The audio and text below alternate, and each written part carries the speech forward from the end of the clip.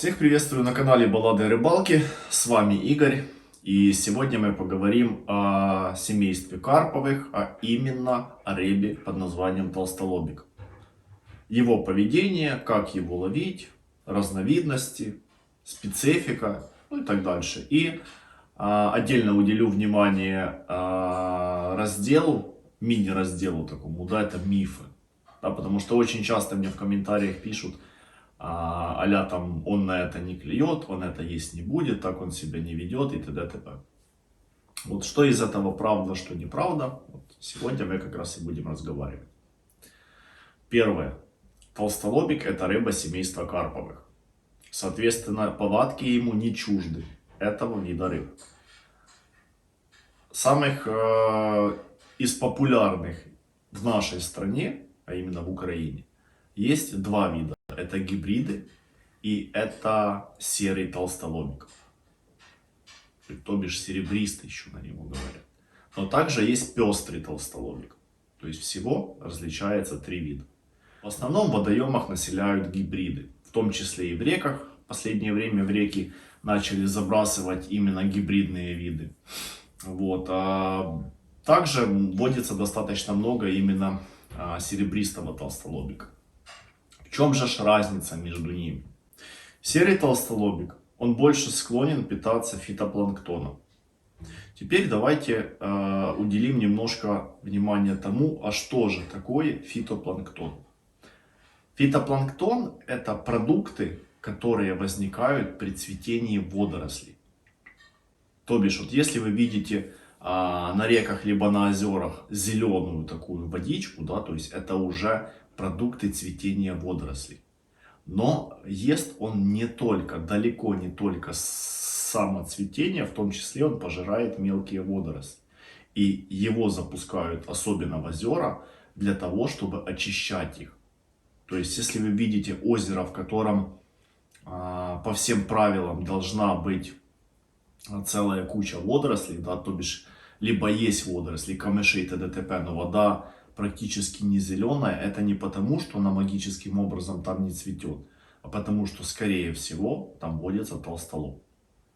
Как и амур. Амур тоже, кстати, он любитель поедать не только камыши, а и водоросли, и ряску и так дальше. Вот. Пестрый толстолобик, он больше склонен к биопланктону. Его еще могут называть там зоопланктон. Да, то есть это все то, что содержит белковую составляющую. Но ест он в том числе и растений. То бишь тот же фитопланктон. Гибрид, он пожирает и то, и другое. Поэтому его большинство, он доминирующий вид рыб в наших водоемах. И действительно, ну не только в наших, это как раз та рыба, которую вывели для того, чтобы можно было промышленно решить проблему очищения водоемов. Да, то есть от обильного заселения водорослями. Что самое интересное, примечательным является то, что мелкий толстолобик, ну, который там где-то, не знаю, там 2-3 года примерно, он больше склонен поедать именно технопланктон, который на травянистой основе, то бишь фитопланктон. А когда особь вырастает уже где-то там 4-5 лет плюс, там 7 плюс, он больше переходит уже на биопланктон, либо на зоопланктон. Это связано с тем, что его обмен веществ требует непосредственно как бы белковой составляющей, чтобы набирать массу тела. Вот, поэтому, ну, скажем так, если относить рыбу, что же она все-таки есть, это травоядная рыба или это не травоядная рыба, я скажу вам так, это рыба, которая и травоядная, и не травоядная, в зависимости от его периода роста и его размеров. Очень часто замечал, что более крупный толстолоб клюет на планктон, в котором содержатся белковые ингредиенты. А больше на травяные клюет тот толстолобик, который где-то там до 4-4 килограмма и так дальше. Соответственно, состав его еды напрямую зависит от его возраста. То есть толстолоб, который 4 года плюс, ему нужна белковая составляющая, чтобы наращивать массу тела. Потому что растет этот товарищ 50 килограмм плюс. Да, то есть, когда он, скажем так, достигает средних размеров, это 20-25, он очень плотно переходит именно на поиски как бы белковых составляющих. Он начинает пожирать мелких рачков, он начинает пожирать улиток, он начинает пожирать разного рода водяных насекомых и так дальше. То есть это становится его привычной пищей.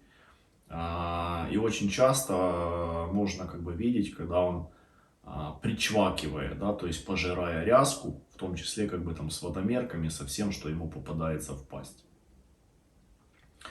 Вот. Соответственно, когда мы ловим толстолобика, мы должны учитывать то, что у нас наши бочечки, да, которые мы готовим для его ловли, должны быть разными.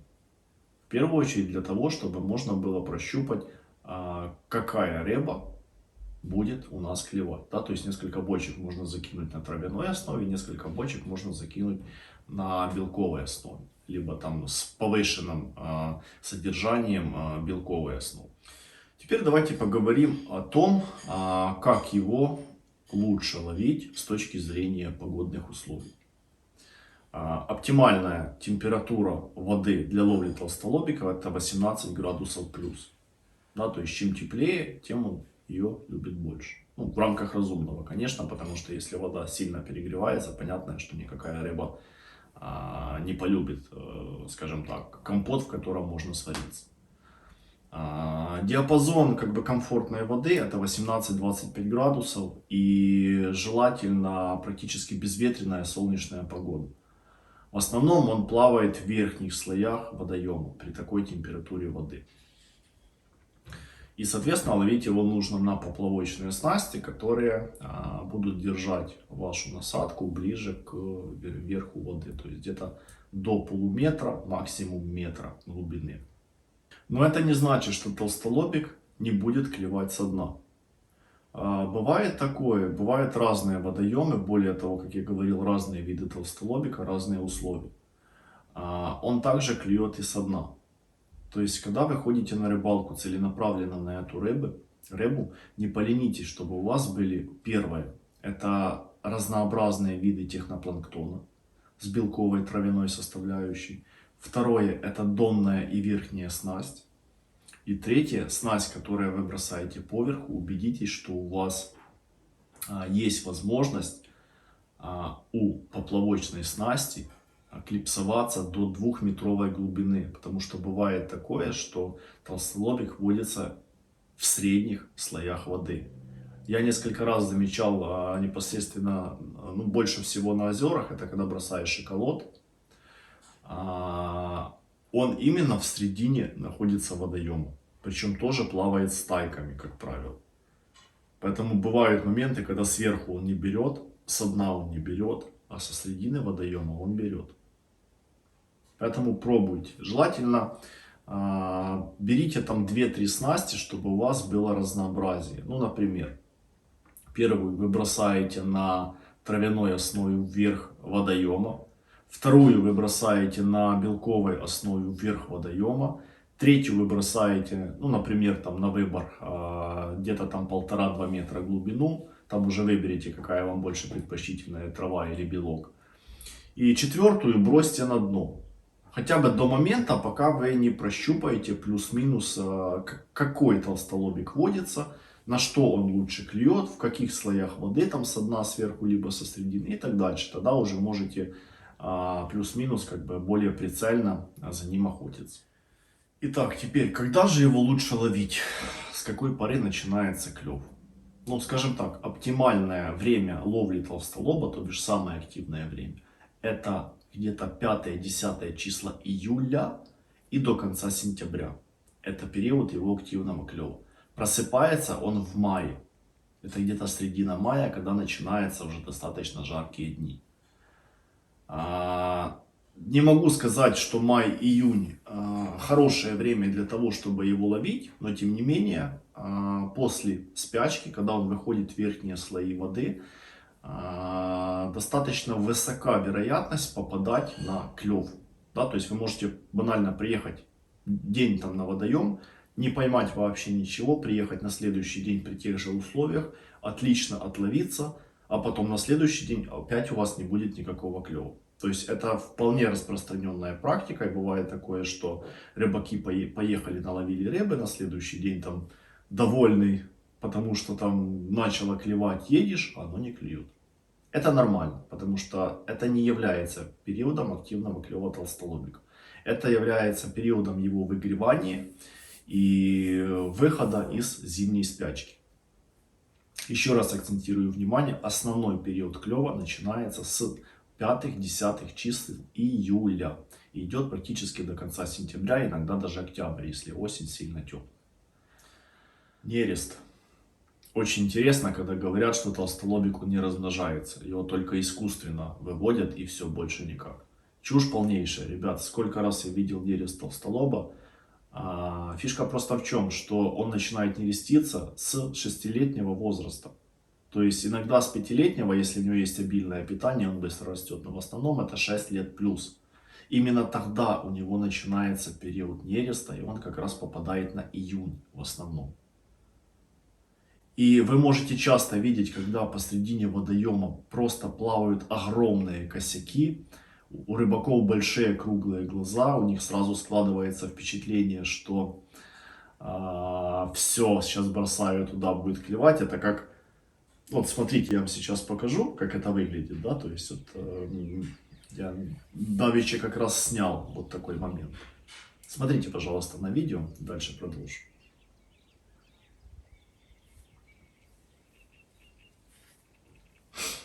Вот видите, да, то есть он просто плавает возле самого поплавка, а клевать он вообще никак не хочет. Стоит где-то пролететь какой-то чайки, либо забросить прямо туда, как бы снасть, как он разлетается во все стороны. И многие удивляются, как же так, вот его же там столько много, а он не хочет клевать. Все просто, у него просто период нереста. Вот и все. Просто нужно подождать и приходить, когда это все дело закончится. Примечательно, что после нереста где-то примерно неделю он вообще не клюет. Вот от слова совсем. А потом начинается активный жор. Также хочу заметить, что когда вода достаточно зеленая, много ряски и т.д. т.п., соблазнить толстолобика становится сложнее, потому что у него выходит достаточно большое обилие воды. И поэтому, когда вы идете на рыбалку в таких условиях, попытайтесь купить либо сделать технопланктон такой, чтобы он был как-то отличим от этой биомассы, которая в изобилии, скажем так, в водоеме. Например, берем технопланктон, который более с молочными вкусами. Например, тоже топленое молоко, ириска, сгущенка, да, то есть куча разных есть вариаций. И с обильным пылением, чтобы у него была такая муть, словно вы сливок в кофе налили. Вот старайтесь делать так. Запах сработает, и он привлечется, он приплывет к вашему монтажу, а муть его не оставит равнодушным. То есть гораздо повысит успеваемость вашей рыбалки. Следующее. Толстолобик пугливый. Очень многие рыбаки и пишут в комментариях мне и говорят, что он очень сильно боится, поэтому нужно забрасывать подальше. Вы знаете, на самом деле это не есть первопричина его поведения. Первое и самое важное. Утром и вечером толстолобик приплывает ближе к берегу. А в течение дня он отплывает подальше от берега. Вот и весь секрет. Соответственно, ну, понятно, если вы будете шуметь, там, тарабанить, то он будет бежать, потому что будет пугаться. Но в основном, если он идет в берег, и вы не сильно себя там шумно ведете, то он будет там оставаться, даже если вы ее там не видите, и если он немножечко там пойдет на глубину. Учитывайте это при ваших рыбалках. На самом деле, очень рекомендую, когда вы забрасываете на толстолобика, забрасывать снасти в шахматном порядке, то бишь вот так, чтобы они стояли. Потому что он не ходит вот именно, он не плавает вот ровненько так, да, то есть он плавает с берега вглубь и так дальше, да, в зависимости от дня и времени суток, в которые вы его ловите. Учитывайте обязательно вот этот момент. Теперь давайте рассмотрим, какие же приманки на него хорошо работают, какие не работают и почему это происходит. И главный вопрос, почему вариантов технопланктона должно быть много, и они должны быть разными. Недавно мне написали, что самый лучший там рецепт это топленое молоко. Увы, я с этим не соглашусь, потому что это не является самым лучшим рецептом. В принципе, нет такого понятия для ловли толстолобика самый лучший рецепт. Объясняю почему. Как и каждая рыба, она со своим созреванием очень неплохо запоминает запахи и вкусы, которые есть вблизи водоема. Например, если вы ловите, ну, к примеру, да, возьмем озеро, а вокруг озера посадили гречку, да, то есть гречка начинает цвести. Соответственно, как бы начинают летать пчелы и медоносы. Этот запах толстолоб слышит. Очень хорошо слышит. Не так, как люди, да, то есть нам он может даже не доноситься. С порывами ветра вот эта пыльца, которая дует, она оседает на воде. Толстолоб ее засасывает вместе там, с ряской, с фитопланктоном и так дальше. Понимаете? То есть и в таком месте будет лучше работать, например, технопланктон, который будет плюс-минус похож по вкусу, например, на гречку. Да, то бишь, либо второе, который будет содержать медную основу, медовую основу, точнее. Или в комбинации. И точно так же, если есть, например, где-то водоемы, где растет хвойный лес, и хвоя осыпается, она дает специфический запах.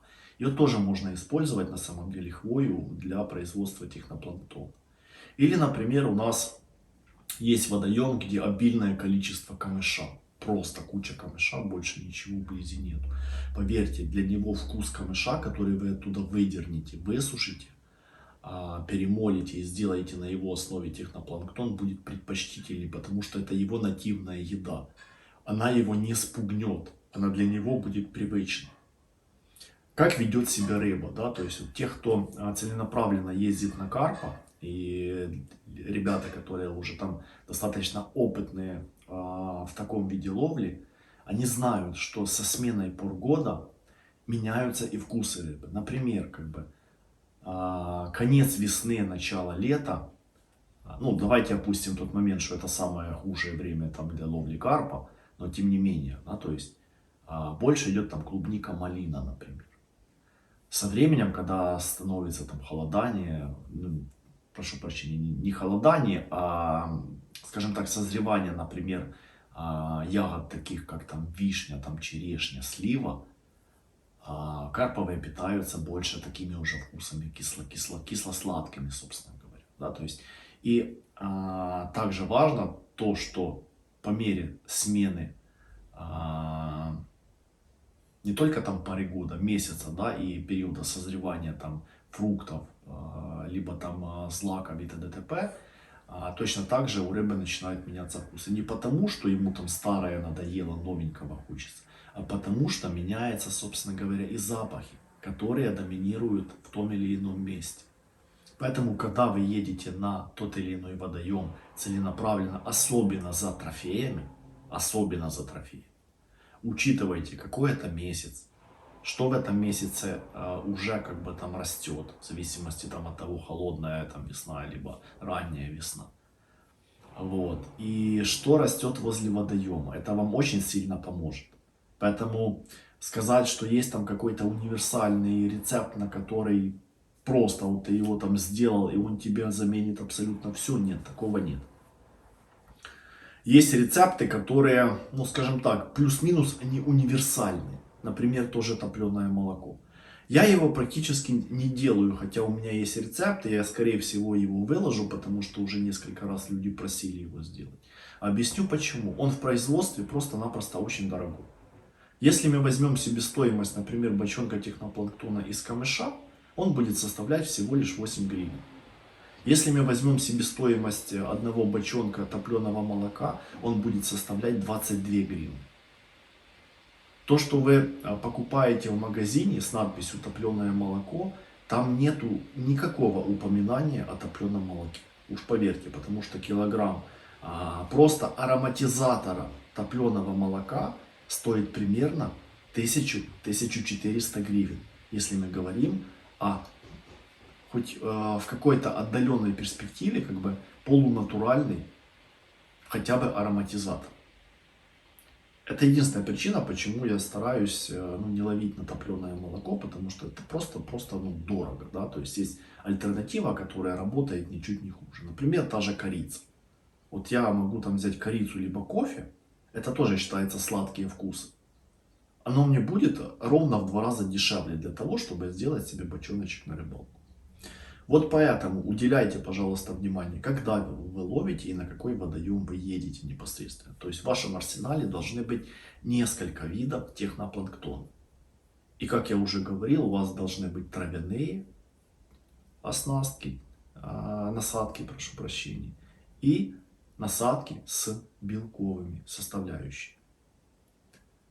Я очень часто делаю комбинации, когда у меня в технопланктоне есть как белковая составляющая, так и травяная составляющая. Причем мы сейчас, если говорим о белке, то это не травяной белок, а это животный белок.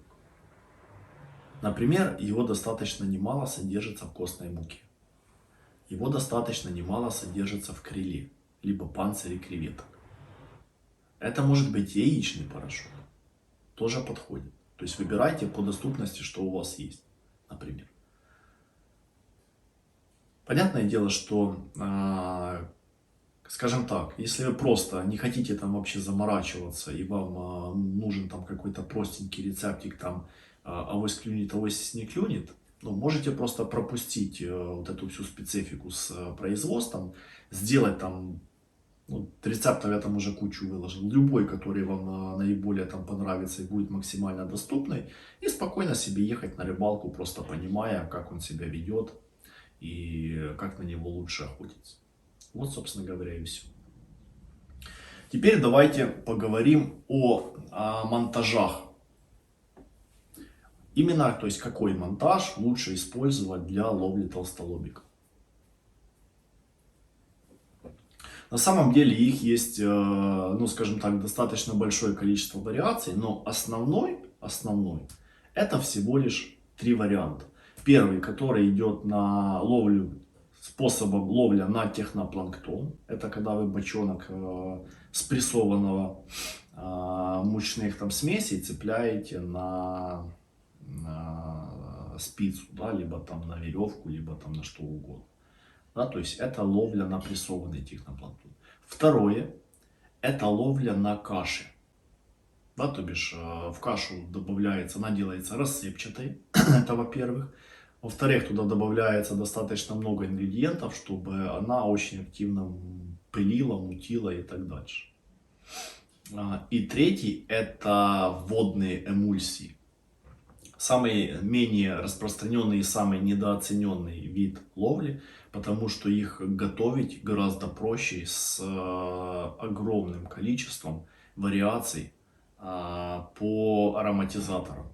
То бишь такую смесь приготовить элементарно. Например, я вам скажу то, что вы все видите в магазине и проще всего его залить, это сгущенка банально. Да, вот если вы, например, зальете сгущенку в такую снасть, толстолоб просто будет без ума от нее, он будет клевать, он будет реально клевать.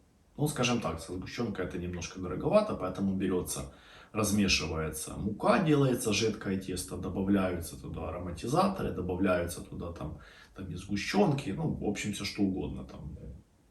Там тоже покажу, собственно говоря, как ловить на такую снасть. У меня тем более вот есть. Вот, самый распространенный вид ловли это, конечно же, бочонки прессованного технопланктона. Вы его можете увидеть практически в каждом магазине, можете сделать самостоятельно. Вот, и, конечно же, можете пользоваться кашами, да, которые тоже либо делаете самостоятельно, либо их покупаете. Там, где основа идет, например, мамалык. Теперь давайте рассмотрим технопланктон более подробно. То есть меня очень часто спрашивают, какое же оптимальное время нахождения в воде. Кто-то пишет, что это должно там быть 2-3 часа, что толстолобик очень долго подплывает к снасти, соответственно, нужно, чтобы приманка дольше продержалась до момента, пока придет. Кто-то пишет, что там 20-30 минут это с головой, потому что бросаешь, он сразу начинает клевать. Давайте разделим мухи от котлет и, ну, скажем так, рассмотрим, как он себя действительно ведет в том или ином случае. Во-первых, толстолобика не нужно ждать 2 часа, чтобы он приплыл. Это большой миф, что толстолоб настолько пуглив, что при забросе вашей снасти он уплывает за 150 километров, и вам нужно ждать несколько часов, чтобы он вернулся. Если такое происходит, скорее всего, у вас будет одно из трех. Первое. Некачественная приманка, то бишь, которая очень долго начинает пытаться, скажем так, раскисать в воде, из-за чего не создается муть. И он начинает подплывать только тогда, когда через там какое-то время, да, то есть он наконец-то начал растворяться и давать облако пыли. Второе. Если толстолобиков в водоеме очень мало, соответственно, для того, чтобы он там подплыл, требуется достаточно времени, чтобы он нашел вашу приманку. Это также бывает в больших реках либо водохранилищах, когда объем воды просто колоссальный. И для того, чтобы толстолобик нашел вашу приманку среди всего прочего, требуется время, потому что он не стоит на месте, он мигрирует. Стайки, они плавно плывут, вот, пожирая все, что есть у верхушки воды. Вот, они это прекрасненько себе там чавкают, пожирают и потихонечку плывут. Вот. Либо третий вариант, когда вы ловите на водоемах в полной тишине, ну, например, водоем где-то находится, ну, не знаю, там, в лесу, допустим, да, где нет вообще посторонних шумов, где полный дикарь, условно говоря, и рыба слышит отчетливо любые шорохи. Именно в таких местах может быть, что при малейшем шуме рыба очень сильно пугается, потому что она не привыкша к посторонним шумам. Это встречается на самом деле крайне редко, потому что в основном водохранилища и места, где водится толстолобик, они, ну, по крайней мере у нас в стране, они густо заселены людьми, и найти такое там дикое место, где бы были такие условия, практически невозможно. Вот. То бишь это миф, то есть это распространенный миф, что нужно, чтобы там приманка стояла 2 часа плюс. На самом деле из своей практики, да, то есть и можете даже посмотреть там мои рыбалки, хватает 15-20 минут, чтобы рыба подплыла к приманке, если она активно работает. Если клев слабый, до часа. До часа больше не надо. То бишь оптимальный, самый оптимальный таймер растворения вашей приманки это до часа. 40 минут-час. Вот так вот я вам могу сказать. И исходя из этого, если вы плюс-минус ловите в таких же условиях, в которых ловлю я, вы каждый мой рецепт, который я выкладываю, можете корректировать. То бишь исходники по рецептам, которые я даю, они стоят в среднем где-то час. Иногда 1,5 часа, если клёва вообще никакого нет, и рыба не беспокоит приманку, она тогда держится немножко дольше. Ну и если там погода в виде штиль. Если вам нужно, чтобы чуть-чуть дольше простоял, ну, например, добавьте туда чуть больше гороховой муки. Да, добавьте туда, например, немножко манки. Немножко, ключевое слово, потому что она станет тестом, если вы ее перестараетесь, условно говоря. То есть любой скрепитель вы можете добавить, и это увеличит его время. Либо наоборот, если у вас поклевка происходит, я не знаю, там за 10 минут после заброса, то есть рыба вообще в принципе не пуганная, это как в основном у нас вот в Киевской области, да, вот она практически не пуганная, то вы можете наоборот добавить там рисовой муки немножечко, да, то есть либо добавить там гречневой муки. Все, то есть этого будет достаточно, чтобы у вас снасть начинала работать практически сразу после попадания в воду. Не надо ждать там по 2 часа, собственно говоря, и думать, что так оно должно быть. Нет, не должно быть. Второе. Это нужно ли, чтобы на крючках были пенопластики маленькие такие? Вот если вы покупали, допустим, вот китайский вот этот монтаж и видели, что данный монтажик, он содержится с таким пакетиком небольшим, пенопластиком. На самом деле это не случайно его туда положили, и не по причине, чтобы снасть не побилась, пока ее везут, нет, совсем нет. То есть это для того, чтобы вы пенопластик подцепили на крючок. Честно говоря, я долго пытался методом эксперимента проверить, как же лучше. И с уверенностью теперь могу сказать, что лучше это когда все-таки пенопласт есть. Объясню почему. Когда у вас на крючке лежит шарик пенопласта, сам по себе крючок в воде становится легче. То есть это не нужно довести его до состояния, чтобы он у вас всплыл и стал вот так. Нет.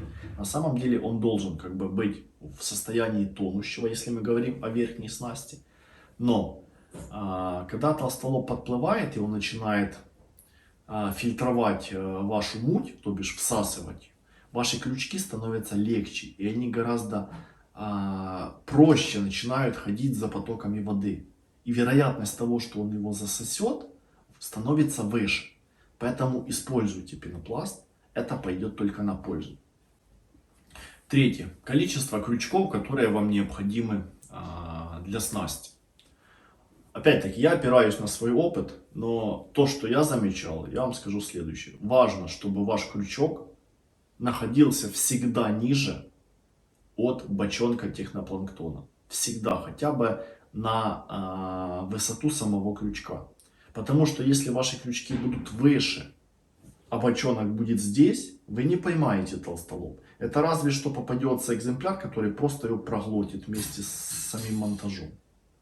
Должно быть наоборот. Вот это бочонок, а вот это ваш крючок.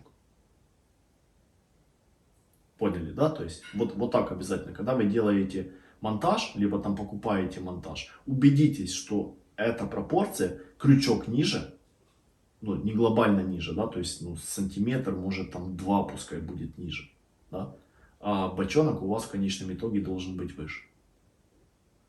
Пружину, если вы берете как бы стандартные монтажи, она вам, поверьте, она вам 300 лет не нужна, можете ее просто снять и не мучиться. От нее пользы ровным образом ноль. Единственная польза от нее бывает, когда есть некачественный планктон, он становится тестообразным. И при забросе, когда вы забрасываете вашу снасть, он прилипает к верхней части, и когда рыба его начинает размывать, он прилипший к верхней стенке, и у вас получается спица, становится неким таким острием, ударяясь о которую рыба просто-напросто пугается. Да? В большинстве случаев, когда планктон размывается, он все равно находится внизу спицы, и это не мешает. Поэтому пружинку можете смело снять. Если у вас, ну, вы вытаскиваете планктон, и у вас такая ситуация, что он сверху, просто как бы спица торчит, скорее всего, некачественная консистенция. Не берите такой планктон, либо смотрите сроки годности и влажности. Возможно, просто-напросто он уже испорчен.